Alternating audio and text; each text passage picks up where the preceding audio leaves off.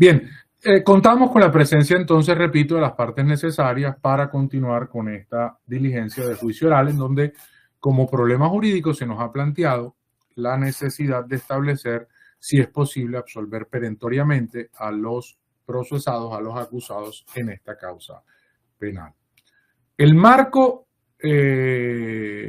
fáctico de este asunto deviene, hasta donde yo lo he entendido hasta este momento, en el proferimiento de un acto administrativo, entiéndase, un acuerdo 000199 del 2016, manifiestamente contrario a la ley, según lo que señala la Fiscalía General de la Nación. Principalmente porque, dice la Fiscalía, no se podrían crear contribuciones, no se podrían crear tributos a partir de este tipo de acuerdos por parte del Consejo Municipal, en este caso de Soledad, a petición o a solicitud del alcalde, entendido que el alcalde es quien presenta el proyecto de acuerdo. Todo esto de caras a, dijo el doctor Oñoro, fondear un fondo, es decir, generar recursos que le permitieran al fondo del deporte ser sostenible. Ese marco fáctico se constituye para la Fiscalía General de la Nación en un hecho jurídicamente relevante, toda vez que considera el señor fiscal esto es típico para el delito o el tipo penal de prevaricato por acción. Hemos venido desarrollando un juicio oral que yo debo decir, en mis años de experiencia, que ya son algunos, ha sido muy decente, digamos, de las connotaciones públicas o políticas que este juicio oral pueda tener. Pero lo cierto es que al interior de esta etapa de juzgamiento hemos visto participación de las partes y los intervinientes de la manera más decente posible. Y eso es, tengo que decirlo de alguna manera, casi que extraño a estas alturas del sistema penal oral de tendencia acusatoria.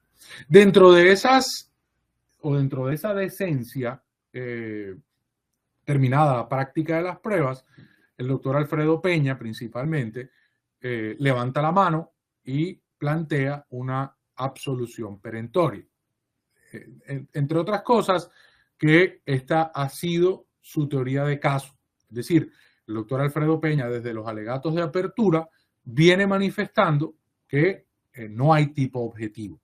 Entre otras, tendríamos que señalar que su participación en la práctica de las pruebas ha ido encaminado hacia ese mismo objetivo, hacia el objetivo de plantear la atipicidad objetiva.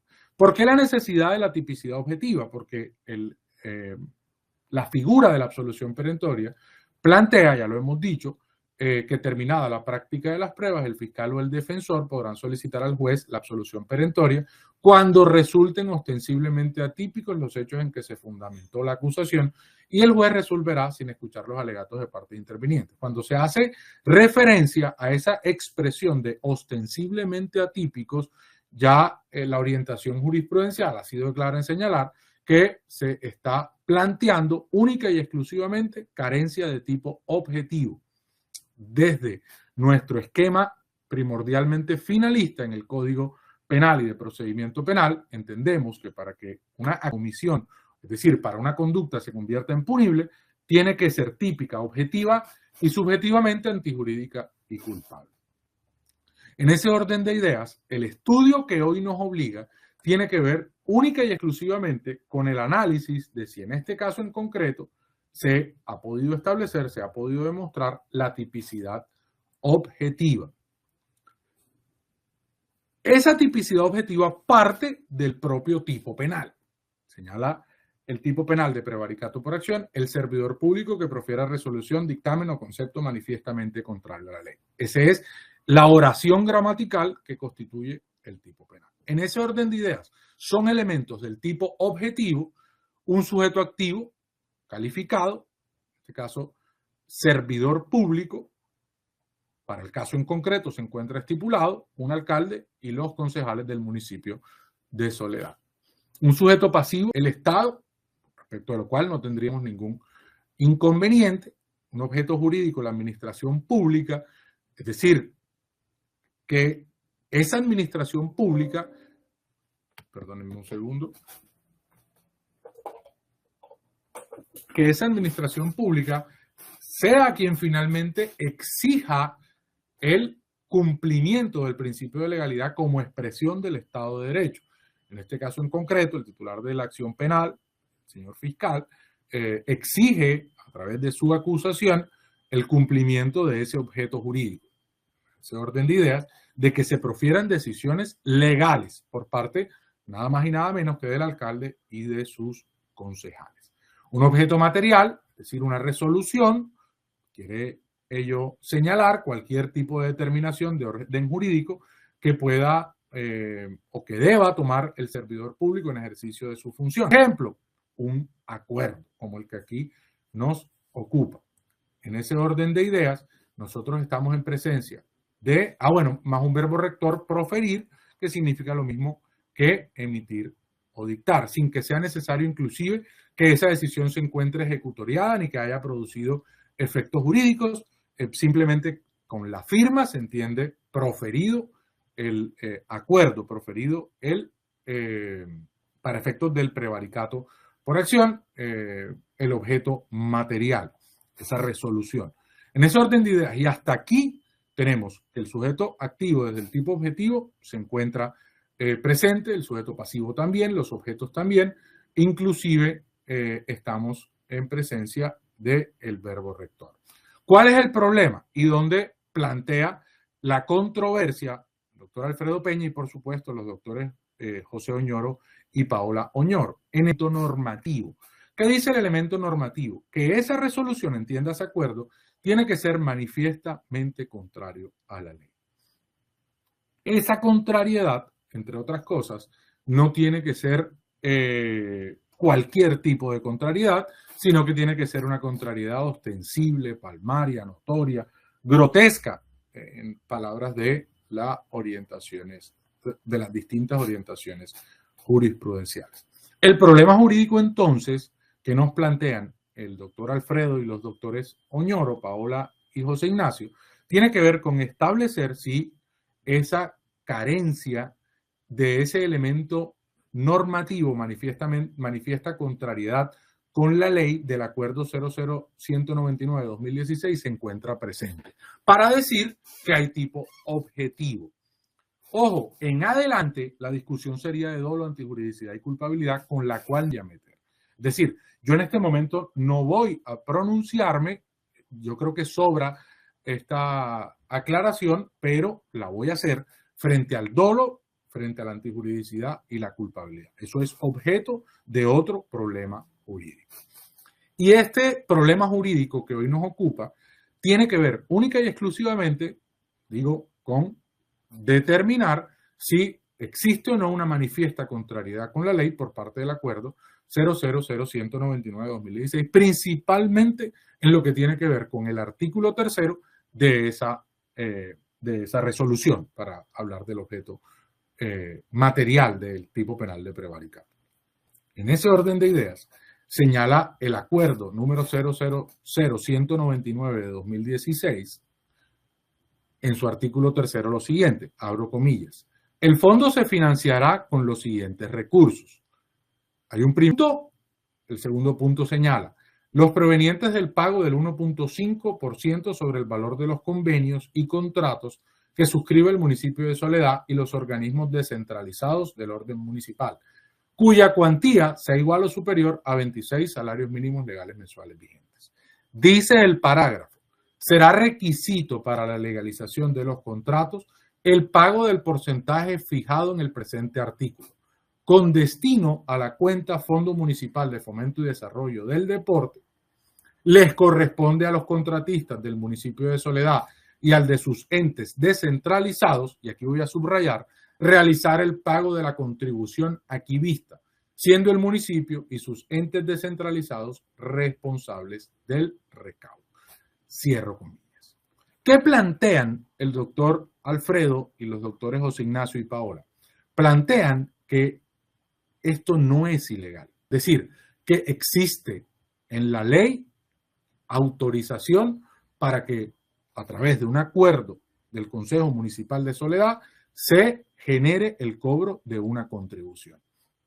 Para ello, traen a colación las leyes 19 de 1991, creo que no tiene problema, creó para todos los municipios del país el Fondo de Fomento y Desarrollo del Deporte Municipal e inclusive le da a los alcaldes la posibilidad de fijar una suma dentro del presupuesto para el funcionamiento del respectivo fondo. Y la ley 181 de 1995, que es en donde empieza a hablarse, en su artículo 75, del financiamiento del Sistema Nacional del Deporte. En ese orden de ideas, señala la ley 181 del 95 en su artículo 75, los entes deportivos municipales o distritales contarán para su ejecución con 1. Los recursos que asignen los consejos municipales o distritales en cumplimiento de la ley 19, por la cual se crea el Fondo Municipal de Fomento y Desarrollo del Deporte. 2. Los recursos que constituyen donaciones para el deporte, los cuales serán deducibles de la renta líquida en los términos de los artículos 125 y siguientes del Estatuto Tributario. 3, que creo es el que, en el que enfatizan los doctores, las rentas que creen los consejos municipales o distritales con destino al deporte, la recreación y el aprovechamiento del tiempo libre.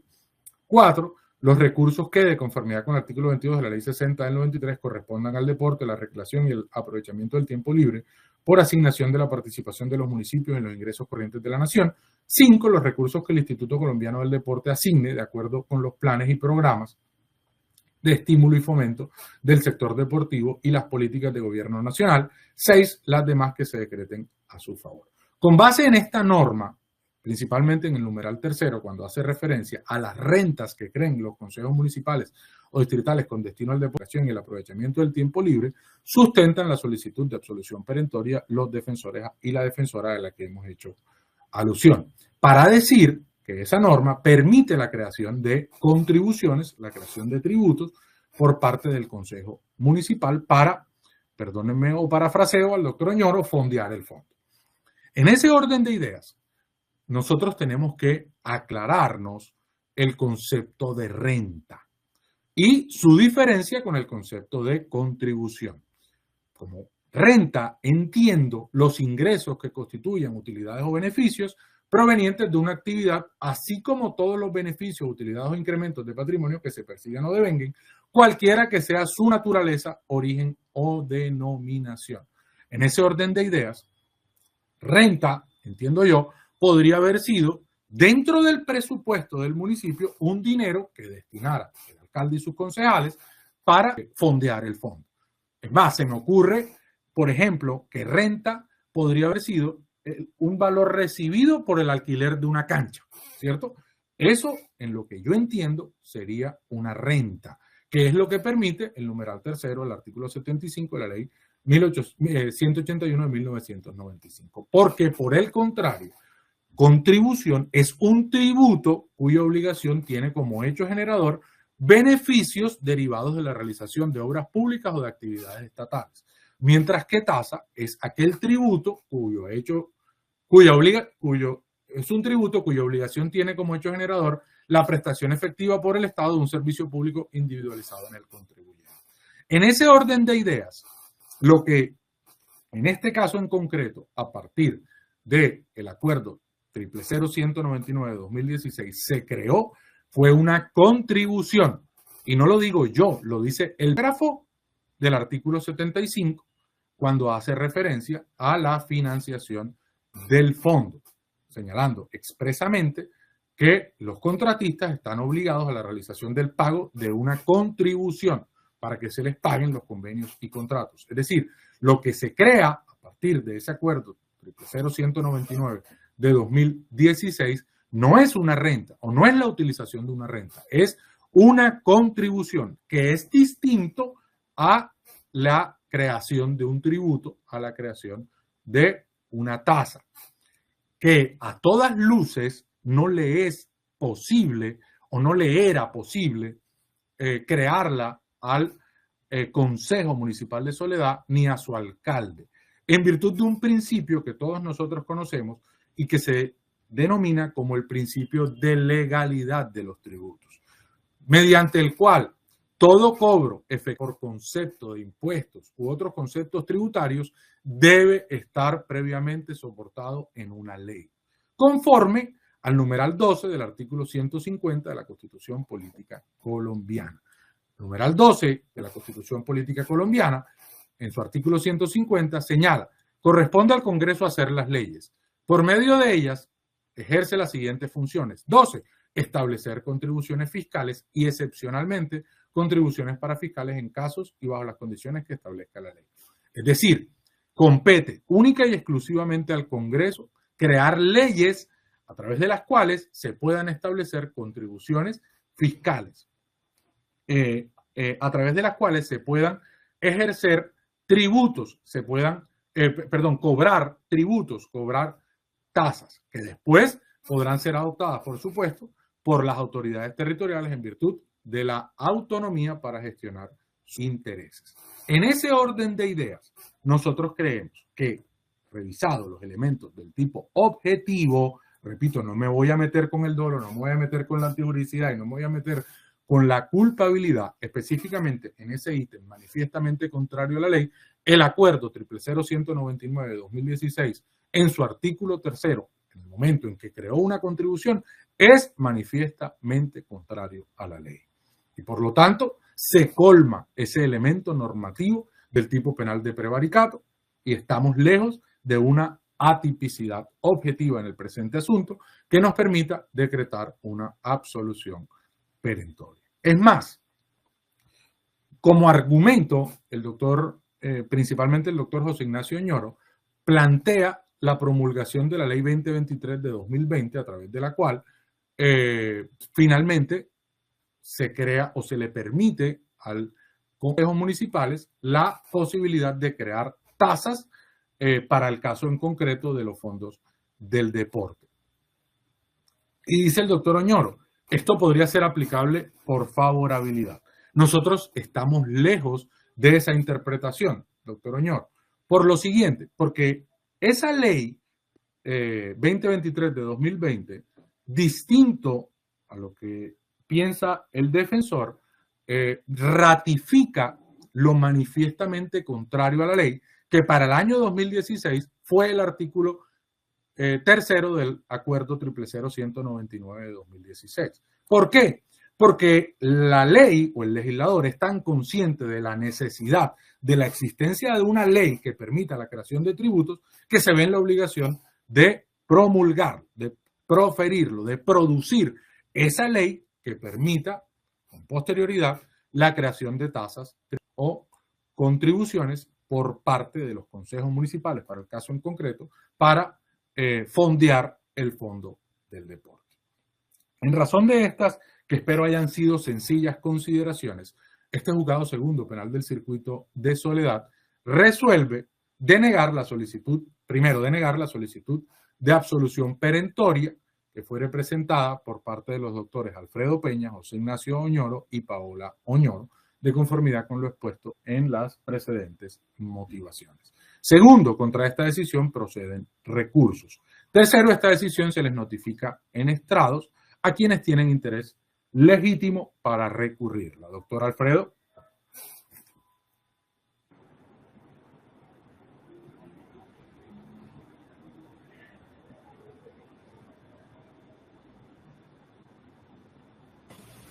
Señor juez, en aras de adelantar este proceso, yo no presento recurso alguno. Doctor José Oñoro. Sin recurso, señor juez. Doctora Paola Oñoro. Sin recurso, señor juez. Muy bien, teniendo en cuenta que no se presenta recurso por parte de los legitimados para la interposición de los mismos, queda ejecutoriada la presente decisión. Son las 10:16 de la mañana.